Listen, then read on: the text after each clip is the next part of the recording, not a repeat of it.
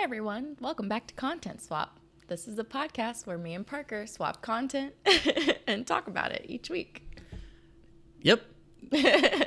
You're joined by, well, you said me and Parker. I'm Parker. You are? Aaliyah. Hey. Welcome.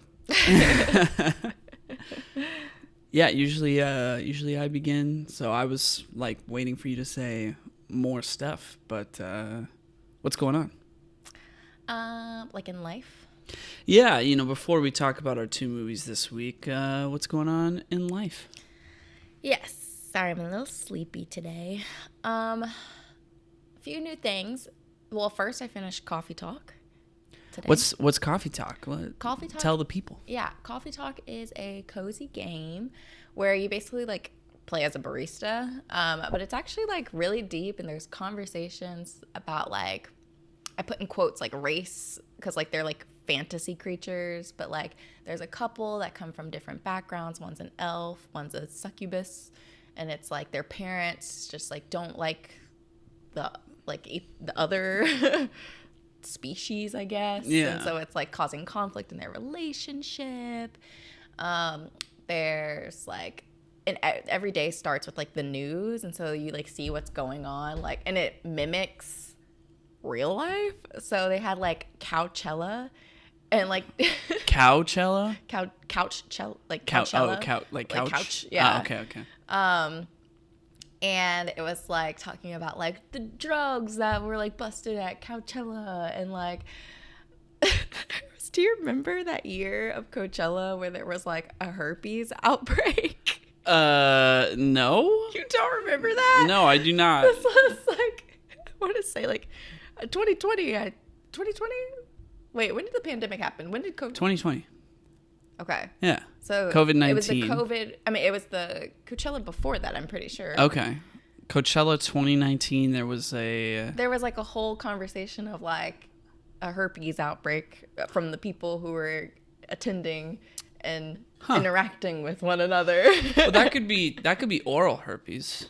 I mean, yeah. Okay. But I'm just saying, like, it's just funny because it was in the game as well. Like, it was part of the news in the game. Okay. Yeah. Sorry, I got distracted. My notes, the font size was like extremely small, so I had to fix it while you were talking. Yeah. That's funny. Yeah. So there was like news things going on that like mimicked what actually has happened in time in real life. Yeah. Which I thought was really interesting and funny. But art imitates life. Yeah. No, it was like super deep, super interesting, and it kind of left on a cliffhanger. So now I gotta play Coffee Talk 2. But it's like, is it episode 2 that they called it? It came out this year. Yeah. Yeah. When did the first Coffee Talk come out? Probably 2020, because the dates are 20. Like, it goes by date, like every day, and so it was like in the fall of 2020. Oh, okay. So it's been like 3 years. I guess. Yeah. Yeah. Well, yeah, you gotta play the new one. I know, because I'm like, oh my gosh, it just like dropped this like news on me at the very end. What's up with that? Like, I you'll have to. Know what it's about. You'll have to tell me later what that is. For sure. No spoilers. No. But also started a new book. I was going to read TJ Klune's book, but I think I've done too much fantasy and I need a break from fantasy. So now I'm reading this book called The Mostly True Story of Louise and Tanner, or Tanner and Louise, something like that. Mm-hmm. And it's basically about, and I don't know, I just started, so I'm only like 40 pages in, but it's this older woman who this 21-year-old moves in with her to be her like caretaker. But also like the 21-year-old is like kind of in a funk. She's depressed. She's like, all she does is play video games. She like name drops a bunch of video games like Horizon and like Forza and like all this stuff. And so she moves in, but this older woman, I think, this is just my guess. Again, I have not read enough, so this could be completely incorrect. I think the older woman murdered someone like a while ago, and like she receives this letter that's like, that freaked her out, and so she like needs to go on the run. And I think Tanner's gonna go with her, and it's gonna be like this weird, like kind of like funny, like I don't know, like funny like adventure between these like this 21-year-old and this like 80-year-old The woman.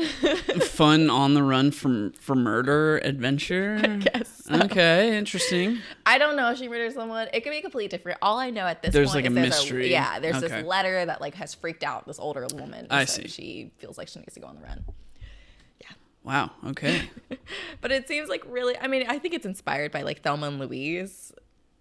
I've never I don't know movie, any. Yeah. so, I know there's Thelma and I know there's Louise. yeah. And I think they drive off a cliff at one point. Yeah. And Susan Sarandon's in it. That's all I know about that. Yeah. I think it's like, because there's a quote before the book even starts that's from Thelma and Louise. So I'm pretty sure it's like taking inspiration from that. Okay. But I don't know. She's such, I like it. What drew me to it was just like, you have like someone who's like so young and someone who's like a much older. And so like, I want to see how their characters interact. And yeah. All right, repeat the name of the book. It's called The Mostly True Story of Tanner and Louise, I'm pretty sure. Huh. Tanner and Louise. Mm-hmm. And it's like Thelma and Louise, but Tanner's stepping in for Thelma. Yeah. Yeah, I don't know. Yeah. So And far I'm enjoying it. And who is the book by? I have no clue. It's on my iPad. You could look at it if you want. It's a new release. It just came out. Gotcha. In like the past 2 months or so. Okay. Well, yeah. If anybody is interested in that, you can go ahead and Google it, and I'm sure you can figure out who wrote it. Yep. Nice. So that's pretty much it. That's it. Yep. Nice. Okay. How about yourself? Things are good. I am also a little tired. It's Sunday, and it's like the end of Sunday, so it's just kind of been a nothing day.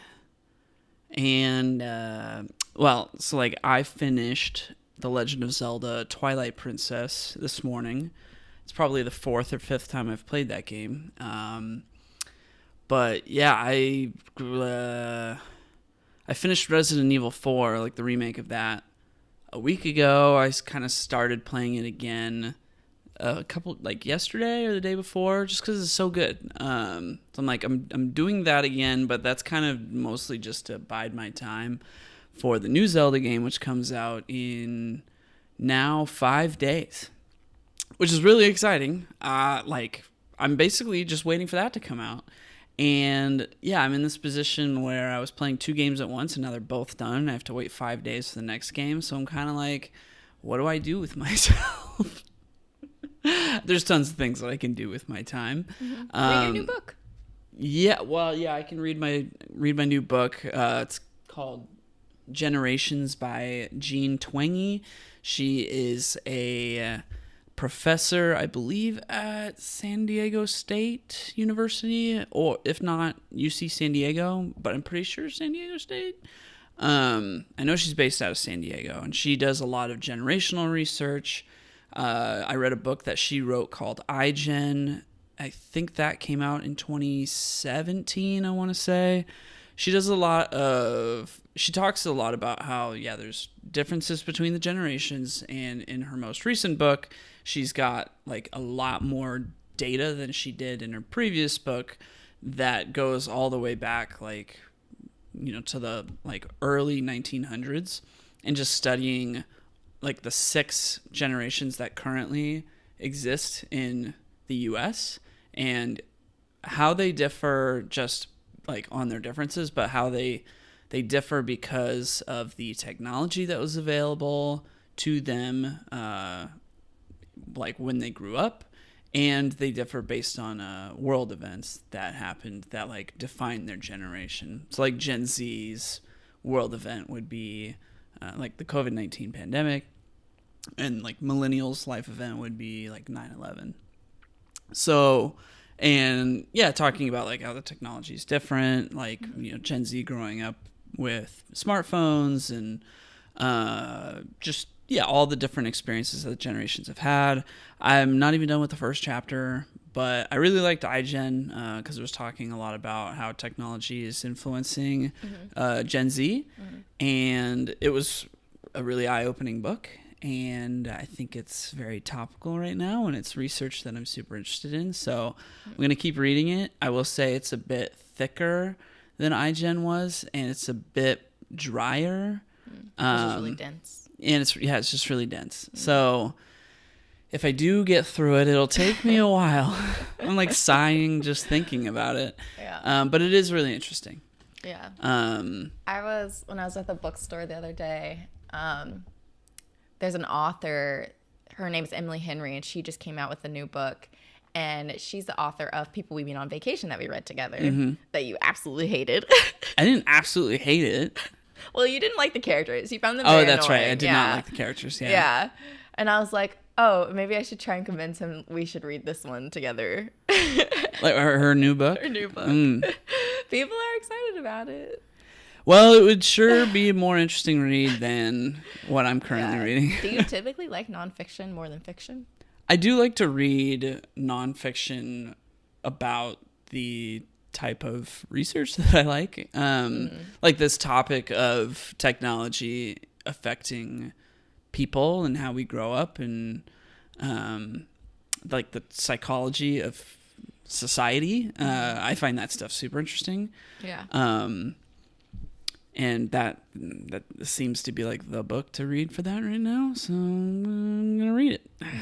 You should read that book I read. I read a book about algorithms and it wasn't even just like algorithms in like the computer sense or like like a YouTube algorithm. It was like algorithms in like life, like in law and things like that. I feel like you'd really enjoy that. Maybe. Could we be playing a Zelda game or could we be reading nonfiction? I mean, I'm not saying like read it right now. I'm just saying in general. I like reading nonfiction because I feel like I'm learning something. But like me playing video games is like me reading fiction books, like my equivalent of that. Which I'm like more inclined to do generally. But I don't know. Maybe I gotta keep reading this Generations book because it is dry at the moment, but iGen was like not that dry, so she uses a lot of graphs, which every time you see it makes you go, what? No way. But there's just a lot of data to support her observations, so it's just, as somebody who has an interest in research and has done research in the past, it's interesting.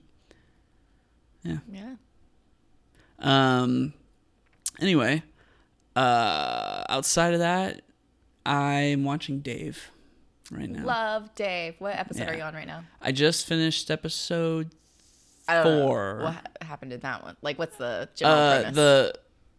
I'm about to watch that episode where they get stuck somewhere. I think. Oh, at the girl's house? Yeah. I'm about to watch that episode. That was a good episode. The episode I just watched, he went. Was it in Atlanta? No. It was the episode after that one. The episode in Atlanta was really good. I like that episode a lot. But the one after that was it followed him and his ex-girlfriend in parallel, going on different romantic ventures.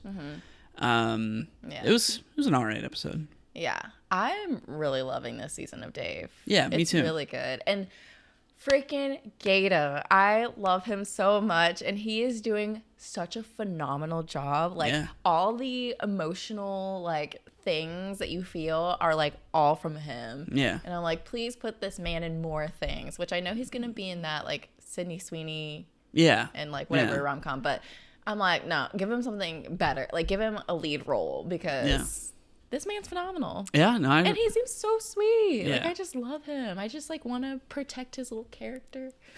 I mean, I don't know. I don't know how much the character relates to him as a person in real life. Yeah. But I'm just he has such a special place in my heart. Yeah, him and Dave are playing themselves. Yeah. So. But I mean, there's drama. This stuff I'm sure did not happen to frickin' Dave. No, no. Yeah, it's it's still for entertainment. Yeah. But they're still playing their own name. And, their own personas. Their career. Yeah. Yeah. No, I mean that's a great show. I'm glad it's back. I know. Yeah. I know. Still watching The Umbrella Academy. Finished The Mandalorian. We got to finish Daisy Jones and the Six. Yeah. So there's TV to be watched while I'm waiting for this new Zelda game.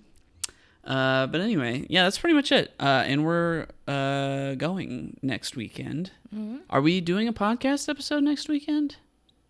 Probably not. We're going to take a break for that weekend?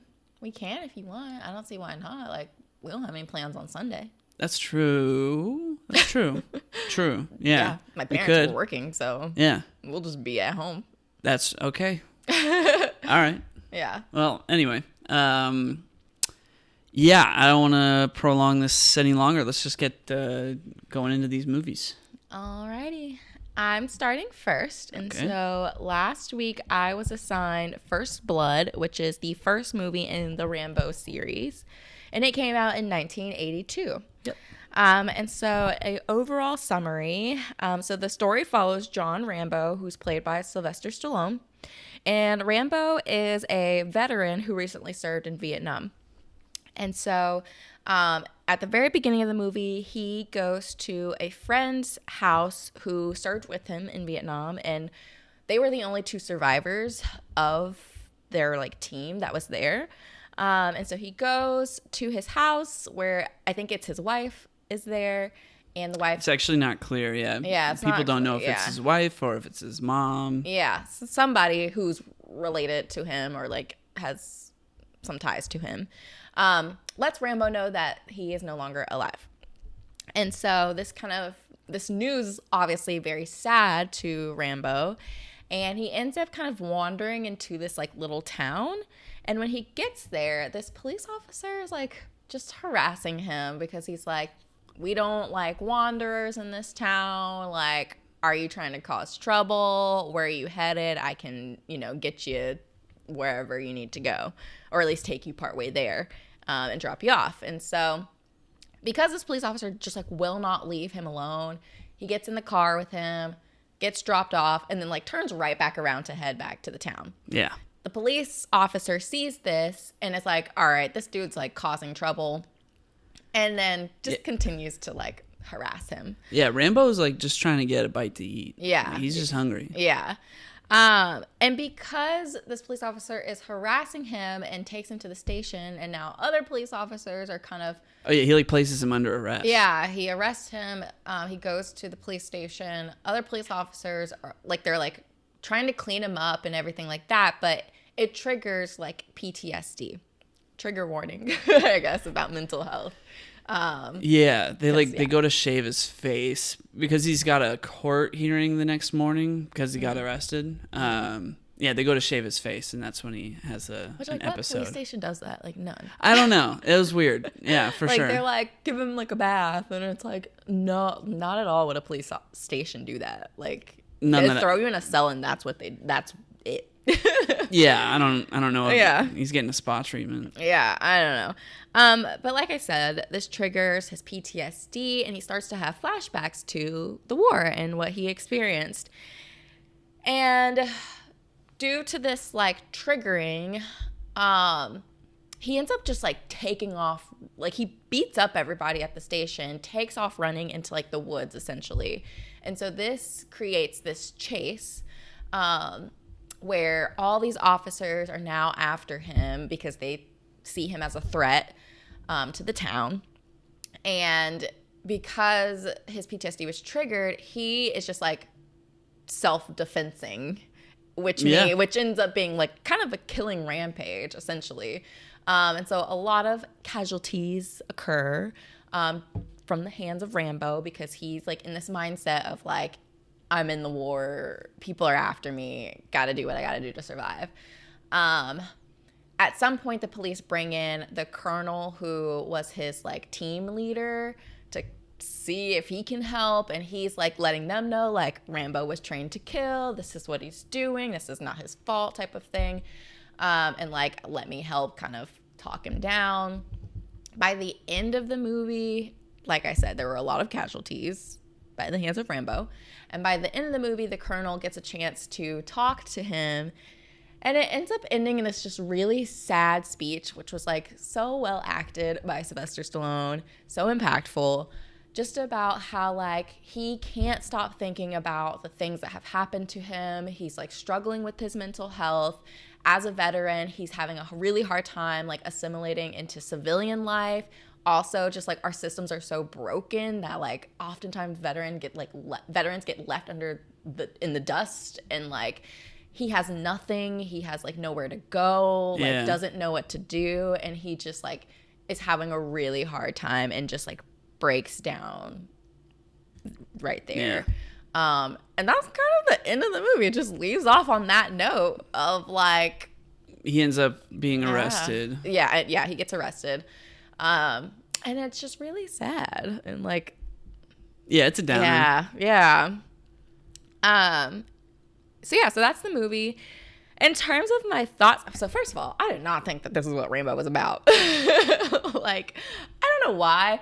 I didn't think it was a comedy, but I thought... A comedy? No, I didn't think it was a comedy, but I thought it was just like action-packed adventure type of thing. Like, I didn't know it was as serious as it was. And so when we first started watching it, like, and we'd see like these action shots where like the car jumps over and I'm like laughing and you're like so confused. You're like, why are you laughing? And I'm like, because it's like in my mind, I imagined it being like this action-packed adventure. So I'm like, oh, this is kind of funny. Like, look at that shot with the car like jumping over, which like would not happen, and like all this stuff. And then like as we kept going into it, I was like, oh, this is actually really sad.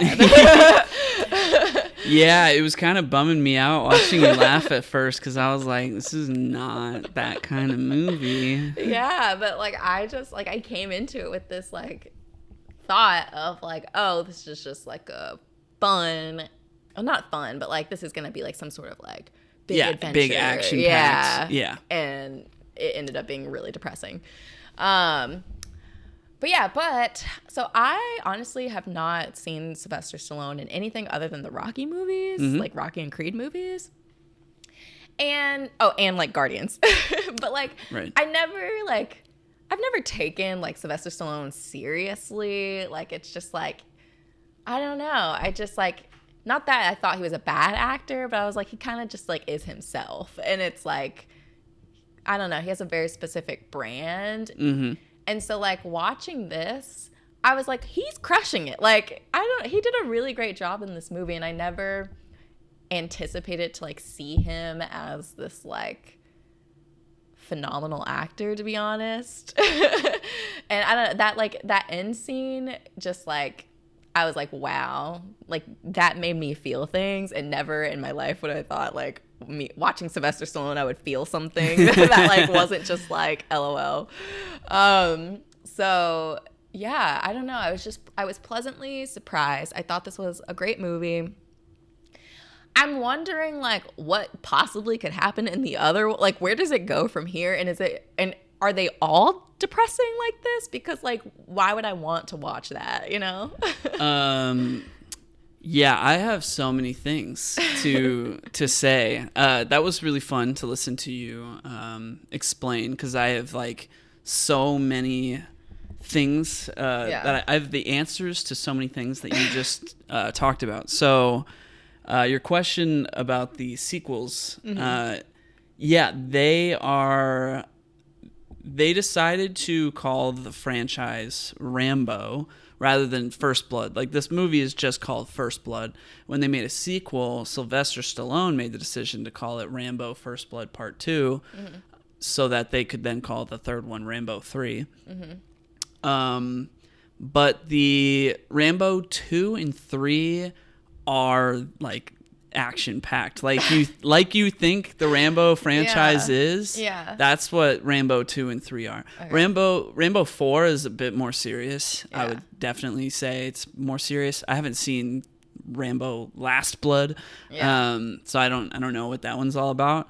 But yeah, 2 and 3 are cheesy, big action, a little I mean, still like relatively serious, but like much more like in line with what you think Rambo is. Yeah, like I imagined it I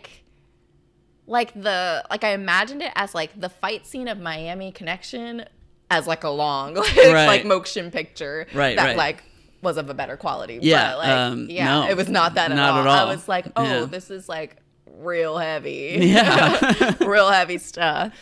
Yeah, so I haven't seen Rambo 3, but I've seen First Blood Part 2, and it is that movie is still like pretty good, but it doesn't hold a candle to First Blood in my opinion. I think a lot of people enjoy First Blood Part 2 like quite a bit, but this first movie is just like there's a deep message to it, and like especially knowing what the Rambo franchise like was at one point. If you don't know, it's like a total surprise. So that's why I picked it. Now, I do need to respond to a few things that you said. Something you said was actually inaccurate. He never actually kills anyone. Well, there's like... So there is one part in the movie where one of the police officers that he beat up in the police station finds him, and he's on this cliff. Yeah. And this police officer is just supposed to spot him from a helicopter. Yeah. But this police officer also has a sniper rifle. Yeah. And like he has a black eye, and he decides like, no, I'm killing this man. And so he starts shooting at Rambo. And Rambo has to like jump off of the cliff and land in some trees, which Sylvester Stallone had to film that like 2 times apparently, and like broke his ribs and kept like in interviews he's like, yeah, no, I wasn't acting on the pain, I was in pain. Anyway, he then like in self-defense he like throws a rock at the helicopter. And the helicopter like wobbles a little bit, and like the guy with the sniper rifle was like not seated in a secure way, and he falls out of the helicopter and falls to his death and dies. But that's like the only police officer that like actually dies in the movie. He does harm people for sure. I was like, I think that's why I misremembered, because like he set up a lot of trap. Like a lot of people got stabbed. Oh yeah. Like, yeah, people got just like impaled them. Like, people got hurt, but he never like directly killed anyone. But apparently, like he gets 8 years for everything that happened. Yeah, because they clarify that in the sequels. That's not a lot of time. So that's not a lot of time. I mean, it's not, but you know, like sequels got to happen. He's got to get out of jail at some point. Right. Well, I think in Rambo 2, the colonel comes back and is like, I've got a mission for you. I'm taking you out of jail early after like 3 years. And he like goes on this mission to find POWs in Vietnam. That's what Rambo 2 is about. Okay. Yeah, very different. Like it kind of undercuts the emotional weight of this movie, I feel like. Yeah. And Sylvester Stallone said in an interview that Rambo 2 is his least favorite one because it's like a cartoon. Yeah. Yeah. And like you had this like real deep commentary on mental health and also like just our systems. I keep saying our systems. Yeah. But like, just like, I don't know, the things veterans go through. So really interesting thing about the fact that you're talking about how you're like, wow, like Sylvester Stallone made me feel things. That's like a big surprise. So the original cut of this movie was actually 3 hours long, and Stallone and his agent watched that cut and they absolutely hated it. Rambo apparently had a lot more lines. And those lines, he barely says anything the whole movie. Right. He had a lot more lines, and apparently his lines were like super cringy to the point where he thought it would ruin his career if this movie came out. So he actually offered to buy all of the footage from the studio so that he could just destroy it. Wow. And they wouldn't let him. So he told the producers, like, just cut out most of my part. Yeah. And so they cut it down to 93 minutes, which ended up actually significantly improving the quality of the movie. Yeah. And then it ended up setting this like precedent for action movie length, like run times in that era. Yeah. After that. Yeah. Yeah. Wow. Yeah. Right?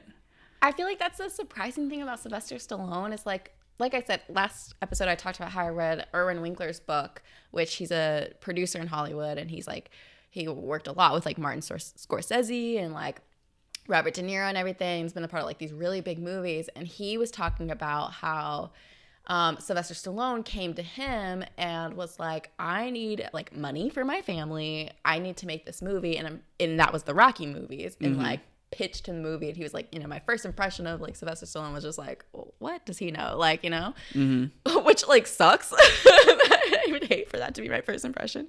But yeah, but then like was like, oh, this is like a good story. And it's like, I never thought about how like much Sylvester Stallone puts into like his movies in terms of like the behind the scenes things and like the craft of it. Yeah. And I feel like that we never talk about that. Like, so it's like he does a lot behind the scenes and like knows what he's doing.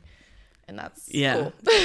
Yeah. He's smart. I mean, I'm not saying he's dumb. I mean, but he comes off as kind of this like macho man action hero. Yeah. And that's what he's like. Yeah. It's like I never always playing. Yeah. I never thought that he was like behind the decision making. Yeah, like, right. I thought he was just casted because it's like, I mean, look at him. He's like the best kind of hero you would want, Like he's a perfect like hero character. But yeah, I just didn't know how involved he was in a lot of things. So also, apparently the studio did not want to include they were hesitant about including the breakdown scene at the very end. Yeah. But Sylvester Stallone pushed them really hard because that scene was kind of like the part of the story that was like, this was the whole point of even telling the story in the first place, because apparently a lot of the stories that he tells this really traumatic story about what happened to him and how one of his friends died in Vietnam. And apparently that story was like a real story that an actual veteran had told him. So, he wanted to really, highlight the fact that, the like veterans come home and they're like, in the case of this movie, there's like not enough resources to support him. And like the police officers of this small town are like harassing him and like hunting him down. And it's like he fought for their freedoms and now they won't let him be at peace in the country that he fought for, which is, so wild. And everyone keeps telling the police, like, he won like a Medal of Honor. Like, he's literally a hero. Yeah. And they're like, we don't care. Like, right. He's in our town. Right. Like, what? Right. It's like, what the heck? Okay, let's see what else I got in here. The movie takes place in Washington. It takes place in a fictional town called Hope, Washington, but it was actually filmed in Hope, British Columbia in Canada. So the town is called Hope, but it was filmed in Canada. I think the movie that I assigned you was also filmed in Washington. Or I think it was like in between like Washington and Oregon. Oh, okay, yeah. So according to Sylvester Stallone, a lot of the chase scenes at the beginning, when he first flees the police station, he's on a motorcycle, and the police officer, the main sheriff, is chasing after him. Apparently, a lot of that was, quote, horrifically unchoreographed.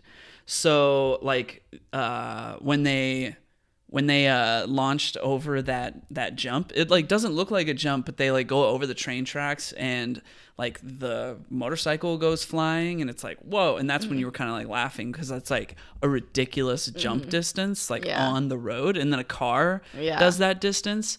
So apparently the first jump that they did with the car went too far and it broke the stuntman's back, and like they had to refilm that stunt with like a smaller, more realistic jump. So like in the movie, it's a huge jump. So that's why I was like, this is so ridiculous, and I was laughing because I was like, what is this? Yeah, that was the tamed down jump from a prior jump that did not go well. Yeah. Oh goodness. And also during that scene, the car that's chasing Rambo accidentally like falls off a cliff, like it slides off the cliff down onto some rocks and flips over. Apparently that was unintentional. It wasn't supposed to happen, but they were like, whatever. They left it in. Was the person okay? Yeah, the person was okay. Okay. Like it just kind of like stumbled down and flipped over, but it wasn't, dangerous, I guess. Well, I mean, it's dangerous. It's always dangerous, but like, the stuntman wasn't hurt. Yeah. But like that wasn't supposed to happen, so they were like, "Oh, you know what? Like we can continue from there." And so they put the sheriff actor like in the upside down car, and they just continued filming the scene. Wow! Right. All right. More facts. This is the first of Sylvester Stallone's movies that was not a Rocky movie. to not bomb at the box office. Okay. Yeah. I had to think about that sentence for a second. Yeah. There's a lot of double negatives in there. Apparently, all of his non-Rocky movies up until that point had bombed. What are the other ones? I don't know. I didn't look them up. I just saw that fact and was like, ooh, interesting. And I wrote it down. Okay, so you made a comment while we were watching the movie that the guy that plays the Colonel feels like he is in a different movie. Yeah, which is super valid. Yeah, super valid. So, because, everybody's like acting, they're emotional, yada, yada. And the Colonel is like, almost performing. He's performing. Like, it's very theatrical. Yeah. It's like a cartoon version of a Colonel, in a sense. Yeah. So apparently that actor was brought on last minute, so they had to feed him most of his lines. Originally, his role was supposed to be played by Kirk Douglas, which is Michael Douglas's father, famous actor. He was in like Spartacus. So Kirk Douglas left the project a day before filming began because they wouldn't accept his rewrites. And his rewrite was that his character was going to kill Rambo at the end of the movie, and there was going to be this big reveal that he did it.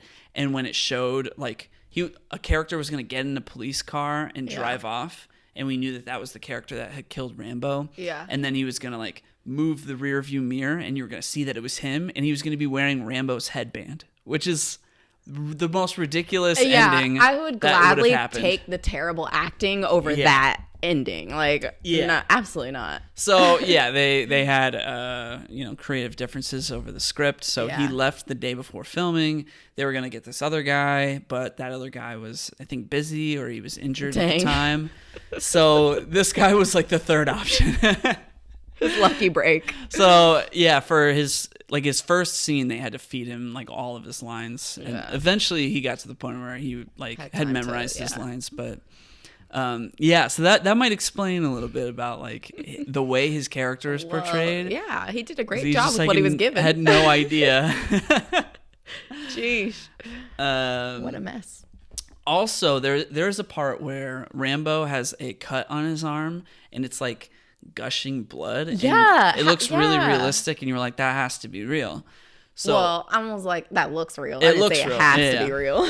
So, okay, well, it was not real. I was like, I couldn't imagine. He would be like, he would faint or something. Yeah. So the cut on his arm was indeed fake. Yeah. And to see how, like, Sylvester Stallone wanted to know how believable it was. So he went to a hospital having left like the sewing job on there because he stitches it up himself in the movie. So he left the sewing job on there with the blood like still gushing out from like the blood packet, I guess. He went to a hospital and they like freaked out. They were like, yeah, because it looked so real. Yeah, apparently he was like, could I just get like an aspirin or something? And they were like, you're the toughest man we've ever met.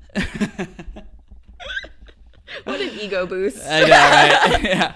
He's like, I got this cut on my arm, and it's just like gushing blood. But that's the thing. It like was like pulsing blood, which made it feel real. Yeah, made it seem real. It looked super real. Yeah.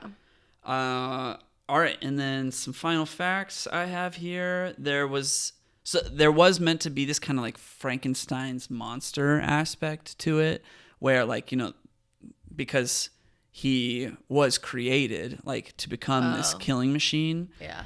And in the case of like this story, that monster was created by America.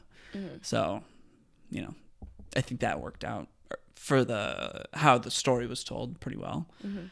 And I guess that's my final fact. Overall, what do you think? I liked it.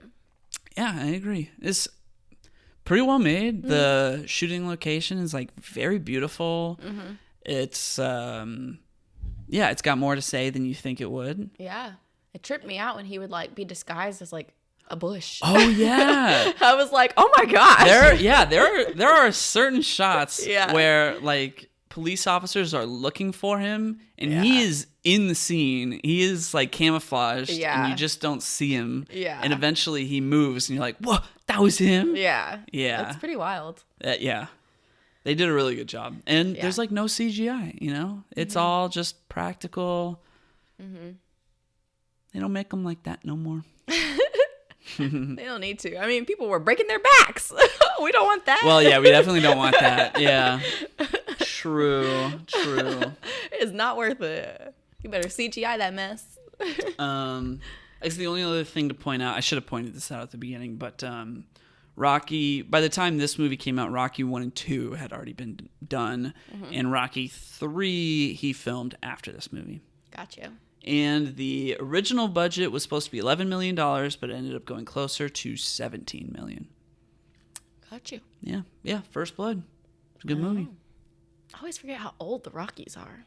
But yeah, I think the first one came out in like 77 or something. For some reason, I always think they came out in the 90s. That's an old movie. I know. I love the Rocky series, though. Even though you've seen one and you've seen them all. But Yeah, kind of true. yeah. All right, well, yeah, that's everything I had. Nice. All right. Shall we move on? Let's move on. All right. Fill the space while I take a drink of water, please. I'm hungry.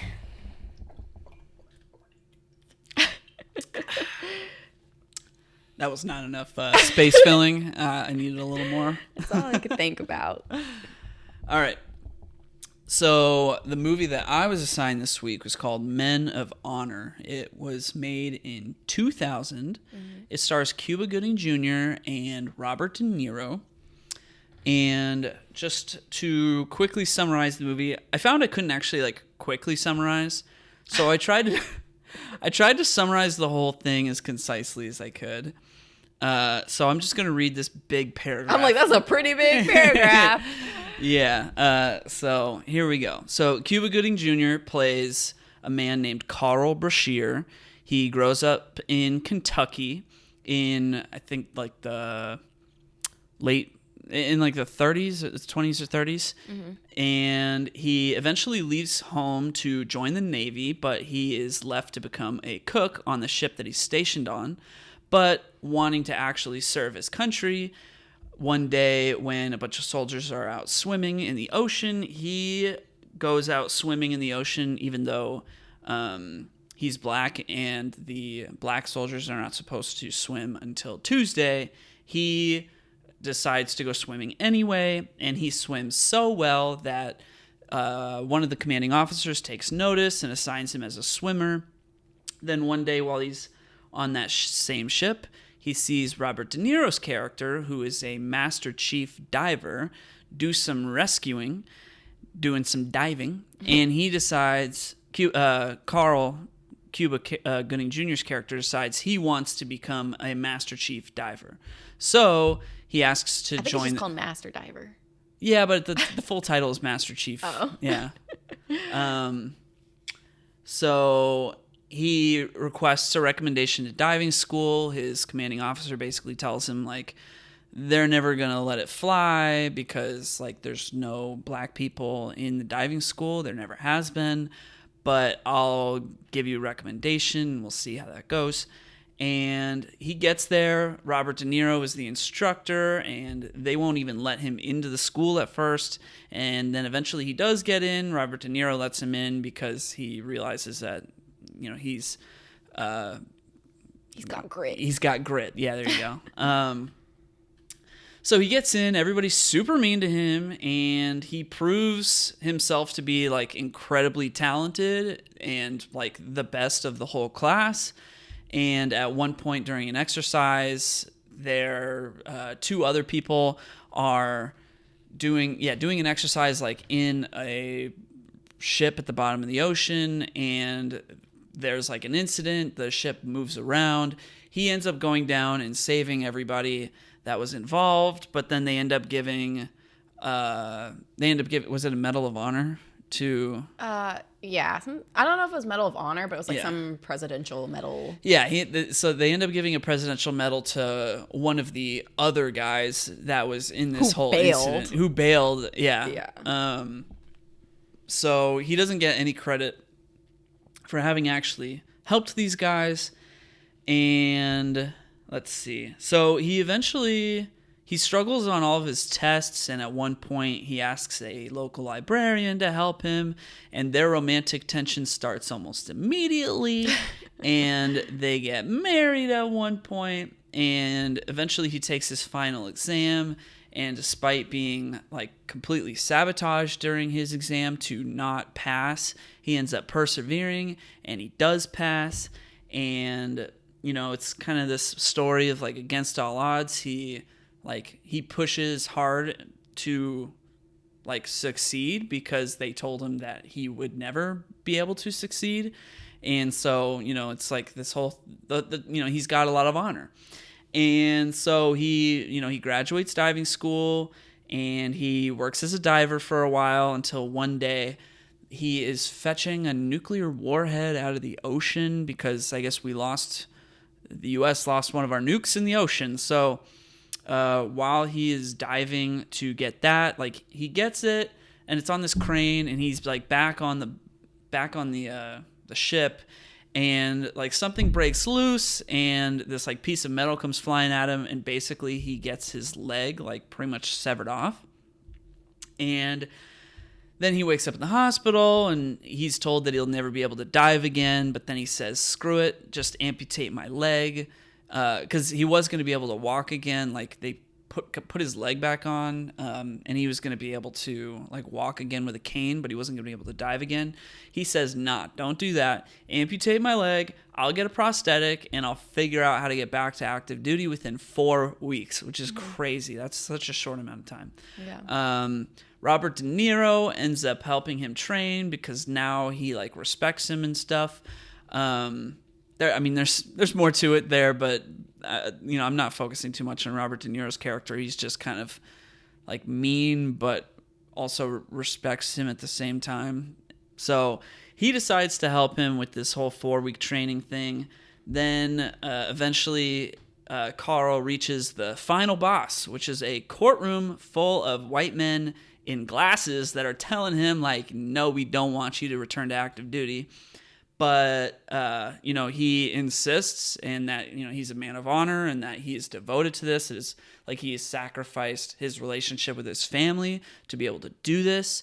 And they say, well, if you're going to return to active duty, the new guidelines, which we wrote, say that you need to be able to walk 12 steps unassisted in this new super heavy diving equipment.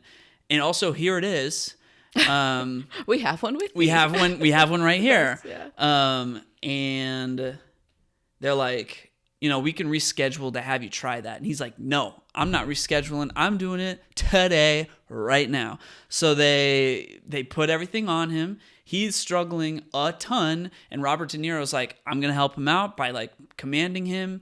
And he's like, give me 12 steps. And he struggles, and he does his 12 steps, and then he gets to return to active duty.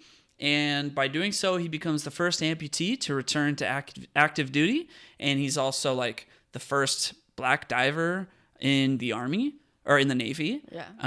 Ever. Yeah. First black master diver. Yeah. Oh, yeah. And he becomes a master diver 2 years later, and then he retires 9 years after that. And that's the end. Yep. That's the whole movie. Mm-hmm. Yeah.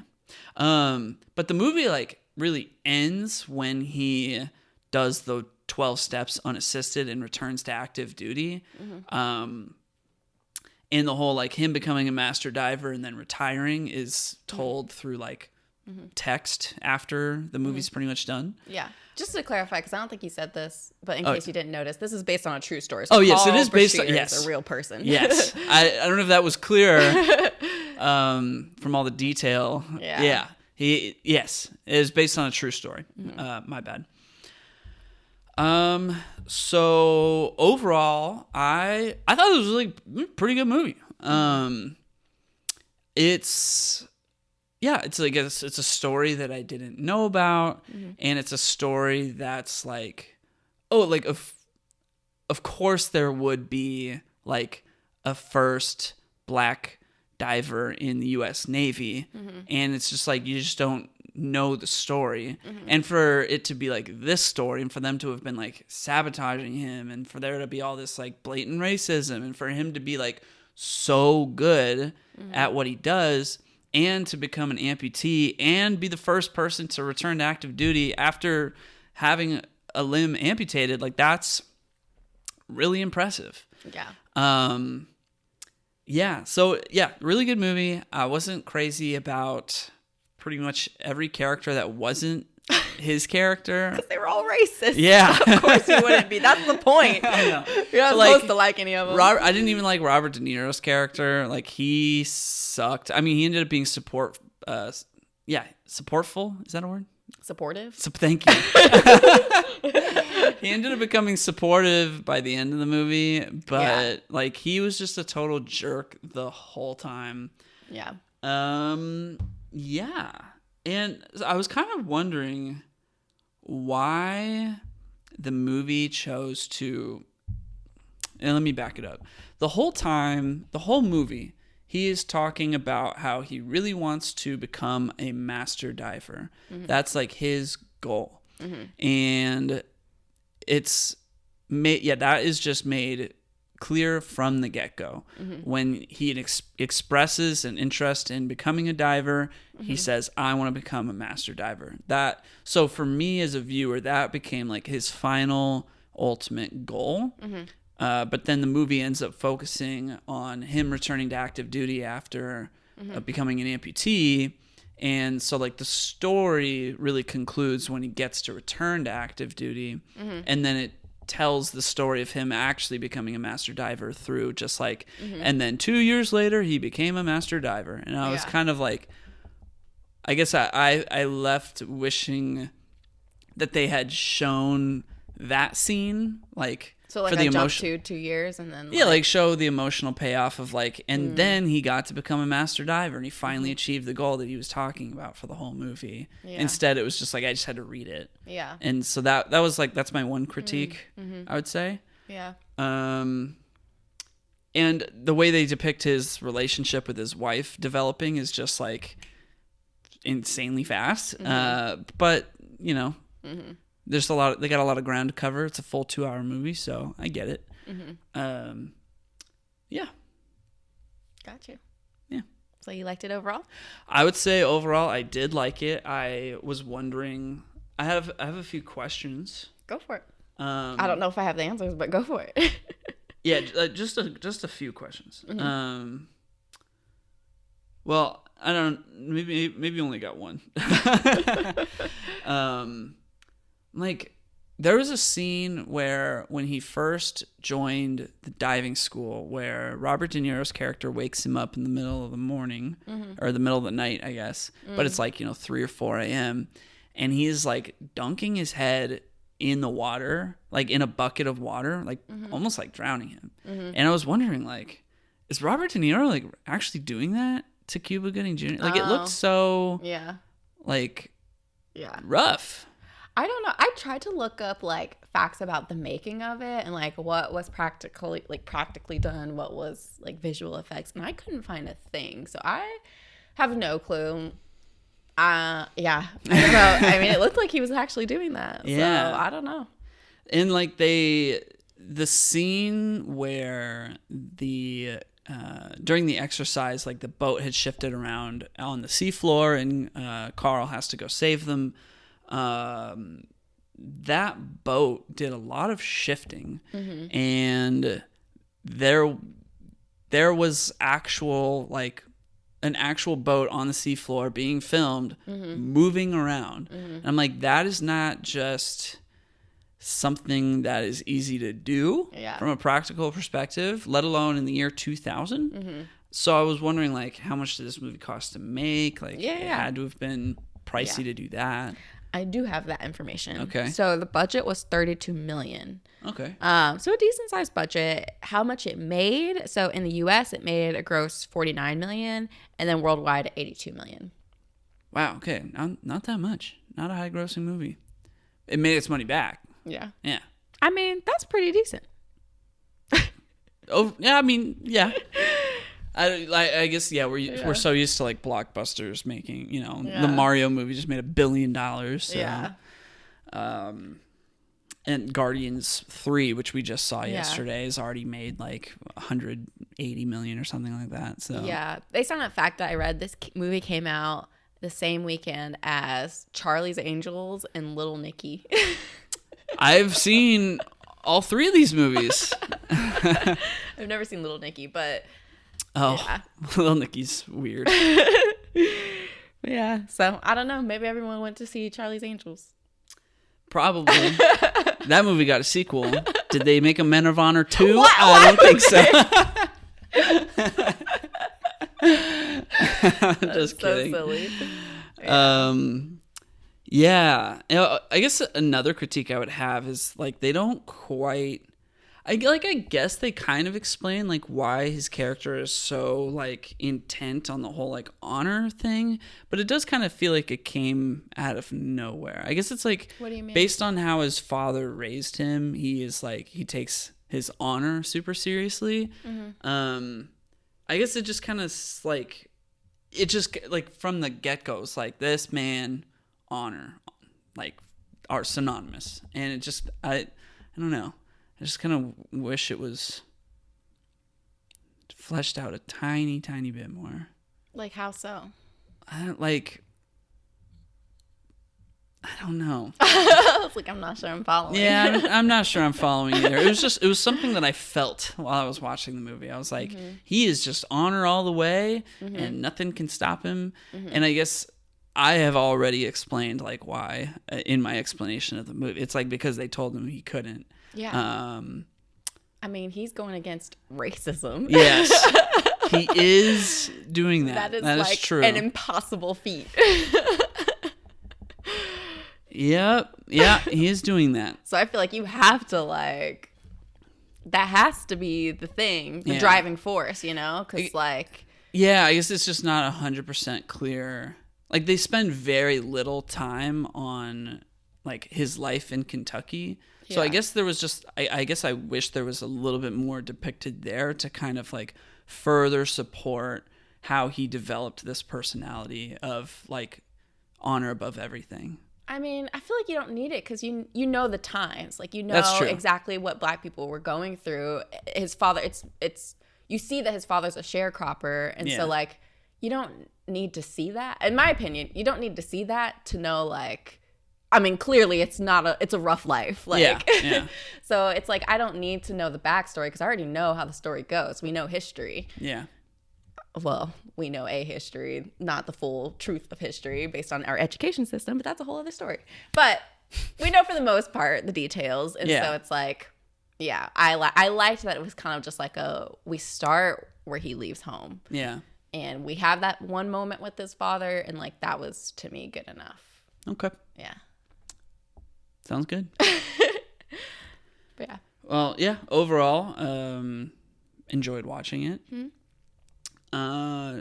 Do you have any interesting making of facts? There was it was so hard to find anything about this movie. There really wasn't much, and I'm assuming it's because it's based on a true story that it's kind of like, I mean, just go look up. Yeah, go look up. Yeah. Look up Carl. But so 2 things. One thing is because when I was explaining what this movie was, because you're like, oh, I don't know what this movie is. I've never heard of this. And I was like, oh, it's kind of like, it gives off Top Gun vibes in a sense.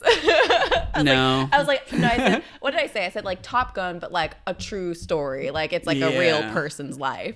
Yeah, no, this is not like Top Gun at all. I just meant like as like a military story. Like a military story that's kind of like,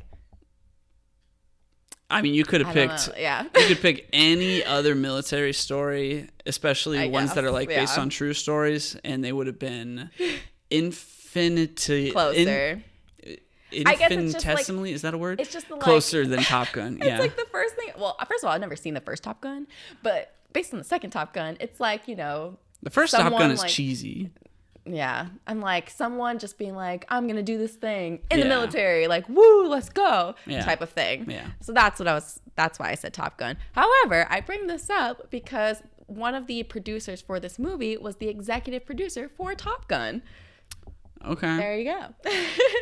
I also learned that it can be really hard to film military movies using like actual military bases because a lot of the landmarks are like gone or like, I mean, or they're like, I think, active, like the military's using them. You can't just go on them. Yeah. But so they had a really hard time scouting locations to film this, and they found a naval base, like I said, in between, I think, Washington and Oregon, somewhere around there. Yeah. Which, I like never thought about that because I don't really like to watch military movies. Yeah. It's not my vibe. I mean, we did, this was our, like, It was our like military very much episode. it was like a war episode.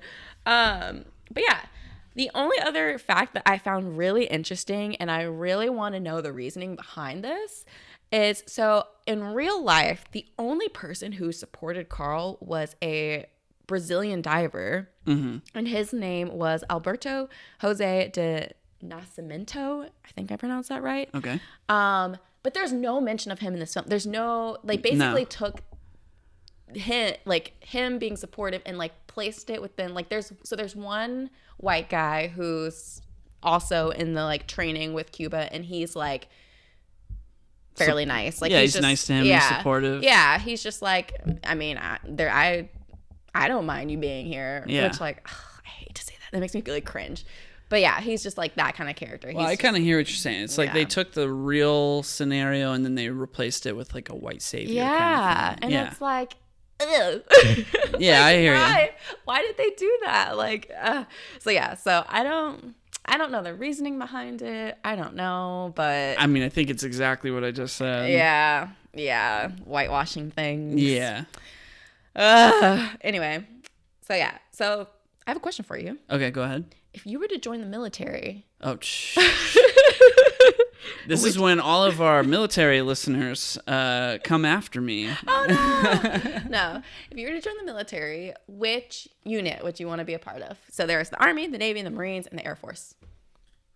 Well, I mean, the Air Force is pretty cool. Yeah, that's an easy. Planes yeah, it's an easy choice. Yeah. I mean, the Navy seems kind of interesting. What the Navy has to do for training, they talk about like buds, is really intense. I mean, I feel like all military training is super intense. I was reading up on the Special Forces earlier because that's what the Green Berets were, which is what Rambo was. Yeah. Special Forces are from the Army, and that's also just super wild. Like the things that they have to do for training. Yeah. So, I mean, I have a lot of respect for the people who go through these trainings and, fight for the country and whatnot. Hard to say how I feel about, like, who we're fighting and why we're fighting them. But definitely respect the work that goes into, like, becoming a soldier in the Army and the military. The Air Force, pretty cool. What's the difference between... flying planes. Yeah, what's the difference between the Navy and the Marines? That's a good question. I don't really know what the Marines do. Yeah, me either. You'd think Marine, like, like marine animals? Yeah. Marine animals. Yeah. Yeah, they're recruiting SEALs for our... Maybe the Navy isn't necessarily always on the water. Like, maybe they're, like, are on, like, coastlines. Well, they say Navy SEALs, the Marines. But then there's like the Coast Guard, the National Guard. That's like a whole thing. I don't know a lot about the military, to be honest. Yeah, no, I don't really either. I learned that Special Forces are like, when we think of, like secret agents, like, like people. Well, the CIA apparently recruits from Special Forces. I learned on Wikipedia today. Yeah. But when we think of like soldiers going and doing like search and rescue missions with like hostages and stuff, that's the Special Forces.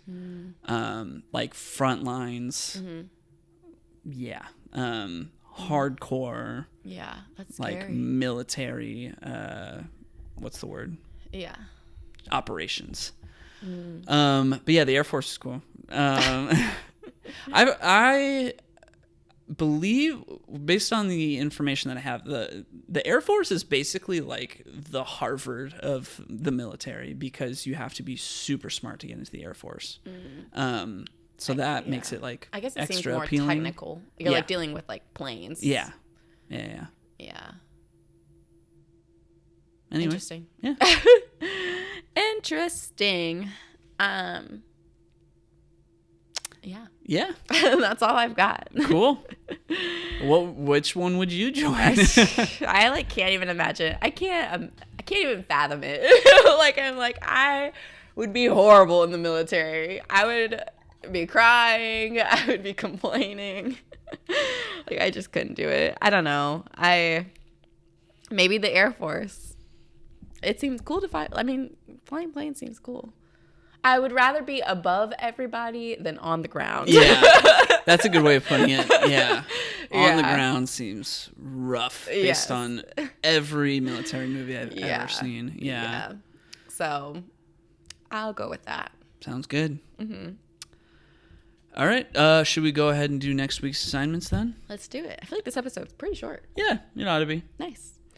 Do you want to go first? Do you want me to go first? I can go first. I know exactly what I'm assigning you. You should already know what I'm assigning you. We discussed it ahead of time. We did? We did. I forgot.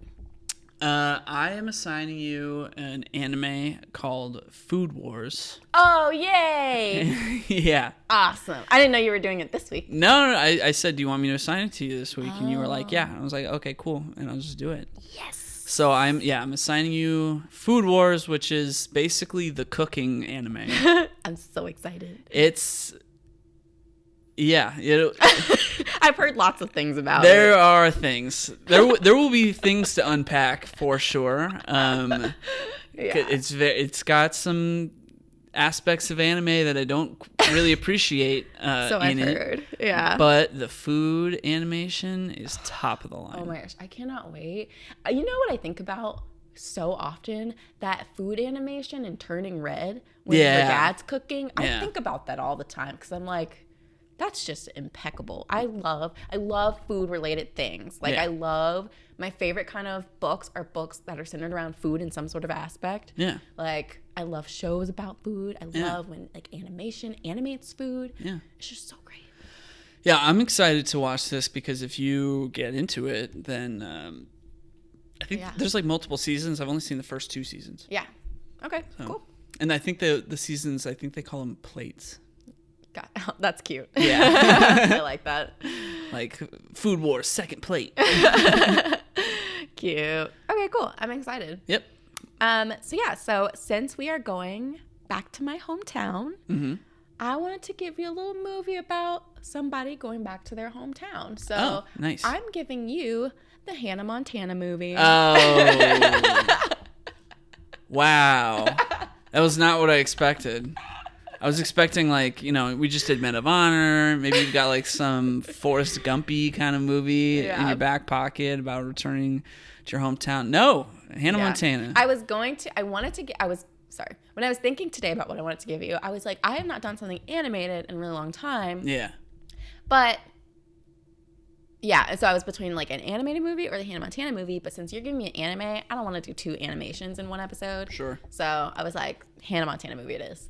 What? But did you just decide that? Because you said you forgot that I was giving you Food Wars. So I mean, no. Well, I was still on the fence. Okay. And then once you said Food Wars, I was like, okay. Tight. Yeah. All right. So next week we have the Hannah Montana movie and Food Wars. It'll be so fun. That will be fun. All right. And we'll be in a different location. Oh yeah, we will be. Yeah. This will be the last time you'll see this background if you're watching on video on YouTube for about 3 months. Yeah. So we'll see you next time. See you next time. Bye. Bye. Sorry, I said that like I was for bye. I was like, bye.